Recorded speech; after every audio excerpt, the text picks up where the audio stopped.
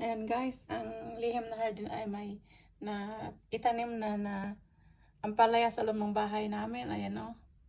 Nakakabit siya sa tinanim ko na avocado. So sana ano po, mabubuhay po siya hanggang sa dumating po ang araw na mailabas po natin dyan sa ating greenhouse.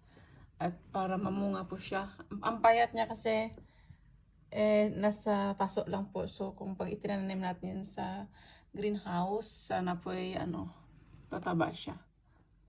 So excited na po ako na siya ay mamunga. So huwag kalimutan na mag-subscribe po sa ating YouTube channel dito po sa Lihim na Hardin. At sana ay mag-successful po ang pamumunga ng ating ampalaya sa summer, sa darating na summer. Salamat po sa panonood.